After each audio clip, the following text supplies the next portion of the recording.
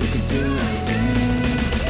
But what you gonna do for it? How you gonna move for it? What you gonna be? Welcome to A-Train Bets. I'm the A-Train, and I make bets.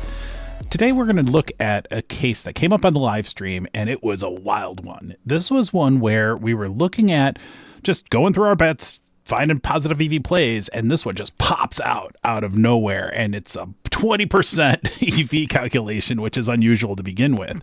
But it's also a situation where the math at extremes can sometimes break down a little bit, and if you sit there and think too long, you may miss a great opportunity. So this is a good example of where it's one thing to have the quantitative basis, an analytics basis to what you're doing, but then you also sometimes need to overlay common sense and do it quickly and go make a play even when your instincts are kind of overriding the available data. In this case, there was such a high EV percentage, I end up going to make a play. And you'll see what happens once I do. And we'll come back and we'll talk about it a little bit more. Pretty clear. What in the hell is going on here? So we've got 165 over at DraftKings on this player hits prop. Bet Online feels to me like a very large market outlier here, even though the rest of the market's full of a bunch of donkeys who don't know how to set lines. So what do you want to do? With the 31 is about as good as you get on that. So can we confidently say there's value at DraftKings? I think so. I think we can say that much. That there's value at DraftKings at plus 165. I don't know how much value there is outside of that, but I feel like that's at least, for the $50 they're going to let me put on it, maybe. I feel like anytime you're that far of an outlier from Bet Online, I don't know. I'm a little bit torn here because, well, I'll go look at it. I mean, I want to take the chance that it's right and have a little bit on it. So we'll see what they'll let me do. Player hits. We're looking for Britton Doyle under and under at plus 165. That's there. We'll try it. Let's see if I tried it for 150. We'll see what they let me do. 77, fine. We'll bet it for 77. We'll see how this one goes. I'm a little bit concerned that this is a bad bet. So 77 on that. It's just, this is the problem, right? You've got Bet Online with a really market outlying line, right? But you also see the rest of the market is kind of all choppy to begin with, and plus 165 is a whole lot. So you see that EV percentage and you're like, well, if BetOnline is the sharpest in the bunch, that's fine. But even against a Caesars, 165 is pretty substantially better, right? And so that was kind of where my head was, is that's like, well, there's a whole bunch of ways that 165 is a smart play. And so I kind of just said, you know what? I don't know if BetOnline's right or not. I see plenty of evidence that they may not be. But even with that, 165 is pretty good. See, yeah. So we just bought 15 points. So Matthew, thanks for posting that. We just bought 15 points of closing line value. So yeah, it's down to 145 now. So you can see this 145. We just crushed closing line value by 20 points in a matter of a minute. So that's exactly the kind of play that if you have some courage, even if the math is a little bit shaky, even if your read of the market is a little bit rough, that was a 20% calculated EV against BetOnline.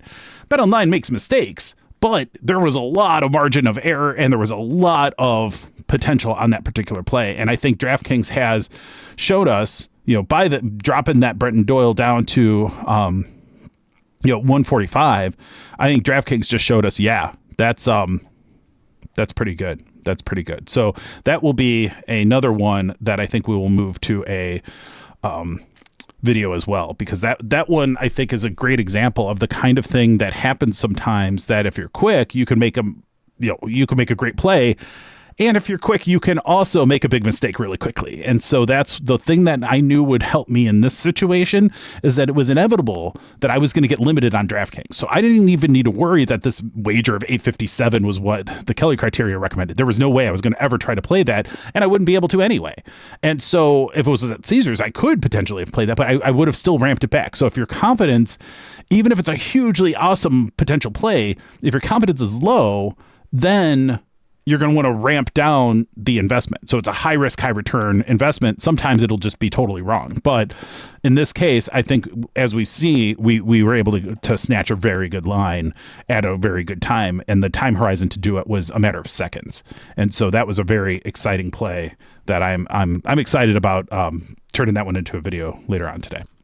So I hope that example shows you how sometimes we find unexpected stuff happening and we need to go and make a quick move, because if we had done that any slower, we would have missed it. We would have missed it entirely. And instead we ended up with a bet where we had 20 points of closing line value like that, right? And so that was one where you get moving in a direction based on the data. You keep understanding it a little bit by little bit. You let your brain work with that data, mold it, understand what's happening, be open to the ideas. Like, the worst thing you can do as a sharp sports bettor is to be closed off from new ideas. You always want to be questioning things, but you don't want to get to the point where you're questioning things so much that you're afraid to take action, right? And so sometimes you can't.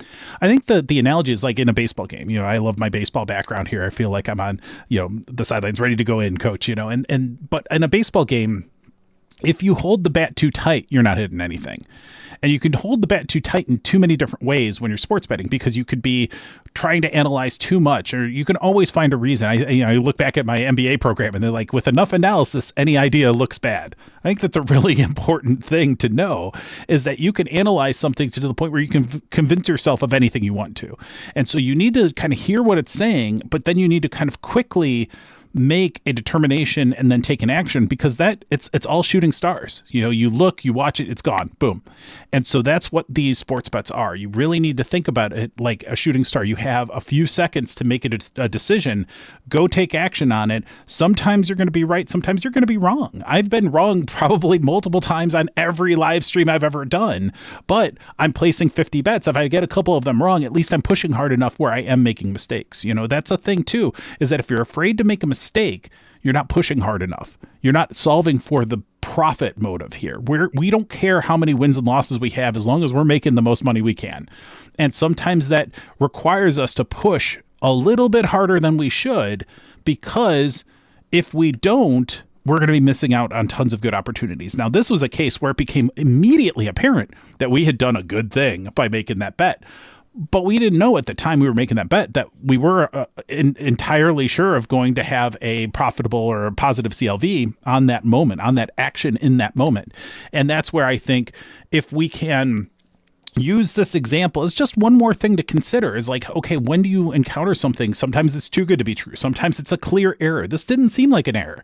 This was just a line that was just off of the rest of the market. And I don't think it was one of those situations where they meant to do a positive and they did a negative, or vice versa. I guess most of the time it would be they did a positive when they meant to do a negative.